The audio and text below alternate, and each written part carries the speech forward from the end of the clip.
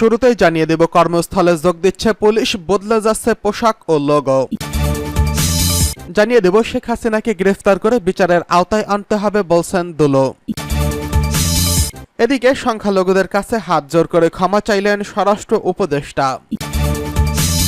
জানিয়ে দেব শেখ হাসিনার পদত্যাগের বিবৃতি মিথ্যা দাবি সজীব ওয়াজেদ জয়ের। সর্বশেষ জানিয়ে দেব জামায়াতের সঙ্গে গণ অধিকার পরিষদের বৈঠক। কর্মস্থলে যোগ দিচ্ছে পুলিশ, বদলে যাচ্ছে পুলিশের পোশাক ও লোগো। অন্তর্বর্তীকালীন সরকারের স্বরাষ্ট্র উপদেষ্টা ব্রিগেডিয়ার জেনারেল অবসরপ্রাপ্ত এম শাখাওয়াত হোসেনের সঙ্গে 11 দফা দাবিতে আন্দোলনরত পুলিশ সদস্যদের বৈঠকে পুলিশের ইউনিফর্ম লগোয় পরিবর্তন আনার সিদ্ধান্ত হয়েছে। রোববার 11 আগস্ট বিকেলে স্বরাষ্ট্র মন্ত্রণালয়ের উপদেষ্টাদের সঙ্গে আন্দোলনরত পুলিশের সদস্যদের একটি প্রতিনিধি দলের বৈঠক হয়। বৈঠকে পুলিশের 11 দফা দাবির কয়েকটি স্বল্প সময়ের মধ্যে পূরণের আশ্বাস দেওয়া হয়েছে। অন্য দাবিগুলো পূরণ করা হবে দীর্ঘমেয়াদে। বৈঠকের পর কর্মবিরতি প্রত্যাহার করে কাজে ফেরার ঘোষণা দেন আন্দোলনকারী পুলিশ সদস্যরা। বৈঠকের সিদ্ধান্ত অনুযায়ী পুলিশের উপর কোনো ধরনের হামলা চালানো যাবে না। পুলিশের কোনো সদস্যের বিরুদ্ধে অভিযোগ থাকলে ঊর্ধ্বতন কর্মকর্তাদের জানাতে হবে।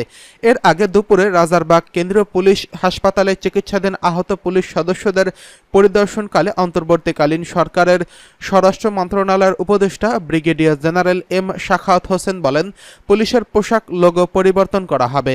কারণ হচ্ছে কর্মবিরতিতে যাওয়া পুলিশ সদস্যরা আর এই পোশাকে ফিরতে চান না, অর্থাৎ নতুন পোশাক ও লোগো নিয়ে কর্মে ফিরতে চান। আশা করছি খুব শিগগিরই এই বাহিনী পোশাক ও লোগোর পরিবর্তন করা হবে। এদিকে শেখ হাসিনাকে গ্রেফতার করে বিচারের আওতায় আনতে হবে বললেন দুলো। বিএনপি চেয়ারপারসন খালেদা জিয়ার উপদেষ্টা পরিষদের সদস্য অ্যাডভোকেট এম রুহুল কুদ্দুস তালুকদার দুলু বলেছেন, আওয়ামী লীগ সভাপতি সাবেক প্রধানমন্ত্রী শেখ হাসিনাকে গ্রেফতার করে দেশে এনে বিচারের আওতায় আনতে হবে।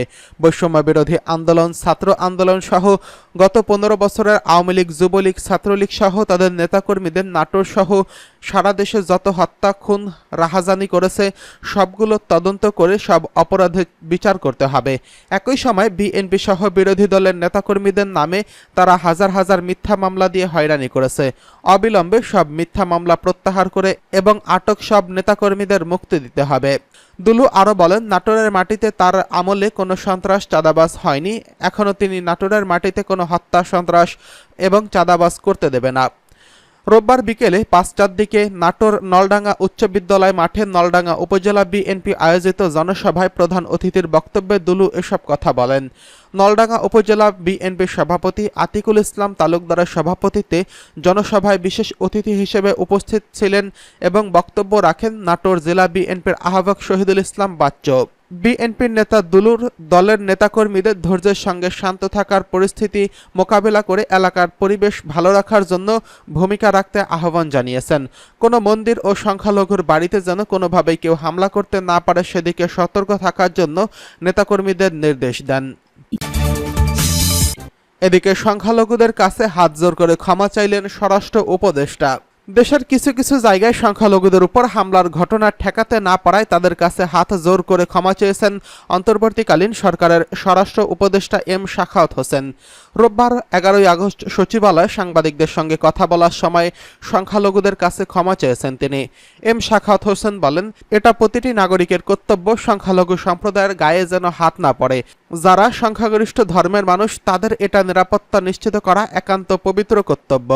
তিনি আরও বলেন, আপনারা যদি না করেন, এই মসজিদে গিয়ে সারাক্ষণ নামাজ পড়লেও এটার হিসাব আপনাকেও দিতে হবে। আপনি কেন সুরক্ষা দিতে পারলেন না? তারা আপনার কাছে সুরক্ষা চেয়েছে। আমাদের ধর্মেই আছে সংখ্যাগরিষ্ঠ হিসেবে আপনি তাদের সুরক্ষা দেবেন। সংখ্যালঘু সম্প্রদায়ের কাছে ক্ষমা চেয়ে স্বরাষ্ট্র উপদেষ্টা বলেন, আমি মাফ চাই আপনাদের কাছে। একটা বিশৃঙ্খলার মধ্য দিয়ে আমরা এখনো যাচ্ছি। কিছু কিছু জায়গায় শুনেছি সোসাইটি রক্ষা করছে, আমি ক্ষমা চাচ্ছি। এ সময় তাকে হাত জোর করে মাফ চাইতে দেখা যায়। এম শাখাওয়াত হোসেন বলেন, পুলিশ, র্যাব, অন্যান্য বাহিনী যদি মোতায়েন করতে পারতাম, তাদের অবস্থা এখনো ভালো না, তবে ফিরে আসবে তারা।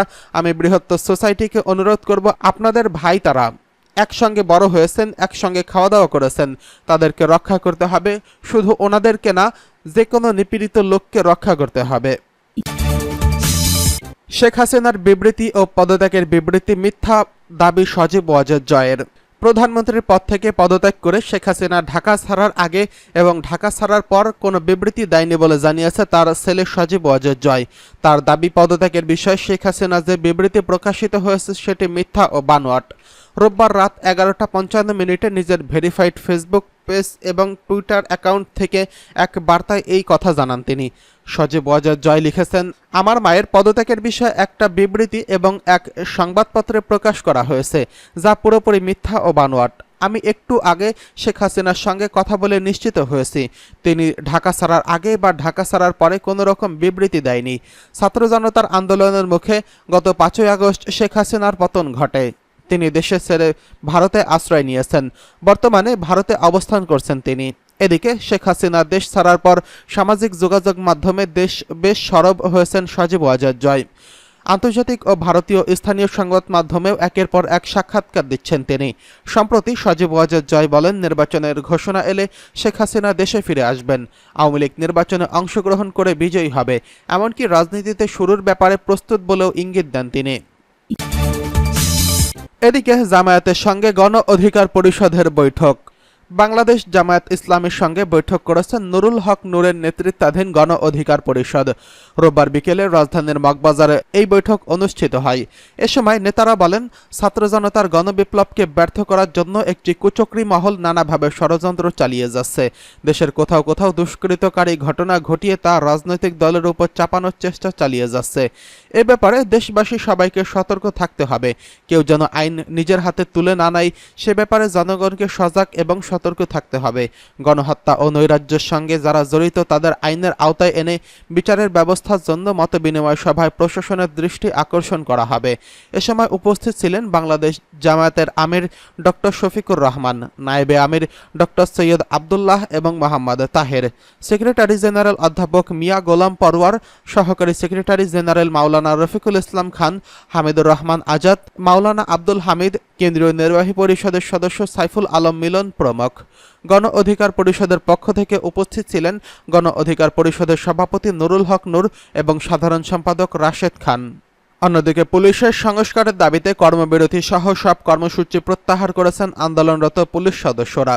12ই আগস্ট থেকে তারা সবাই কাজে যোগ দেওয়ার ঘোষণা দিয়েছেন। স্বরাষ্ট্র মন্ত্রণালয়ের এক বৈঠকের পর আন্দোলনকারী পুলিশ সদস্যদের সমন্বয়ক পরিদর্শক জাহিদুল ইসলাম এবং কনস্টেবল সোয়াইব হাসান এই ঘোষণা দিয়েছেন।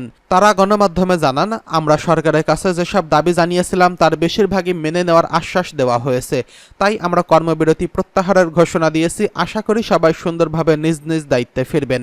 প্রসঙ্গত, শিক্ষার্থীদের কোটা সংস্কার আন্দোলনকে কেন্দ্র করে দেশব্যাপী পুলিশের সঙ্গে আন্দোলনকারীদের সংঘর্ষে হতাহতের ঘটনার পর বেশ কিছু দাবিতে 6ই আগস্ট থেকে কর্মবিরতির ঘোষণা দেয় বাংলাদেশ পুলিশের অধীনস্থ কর্মচারী সংগঠন। এর আগে রোববার রাতে স্বরাষ্ট্র মন্ত্রণালয়ের সম্মেলনের কক্ষে আন্দোলনরত পুলিশ সদস্যদের সঙ্গে বৈঠক করেন স্বরাষ্ট্র উপদেষ্টা ব্রিগেডিয়ার অবসর সাখাওয়াত হোসেন। বৈঠকে পুলিশের আইজিপি, র্যাবের ডিজি সহ বিভিন্ন পর্যায়ের কর্মকর্তারা উপস্থিত ছিলেন।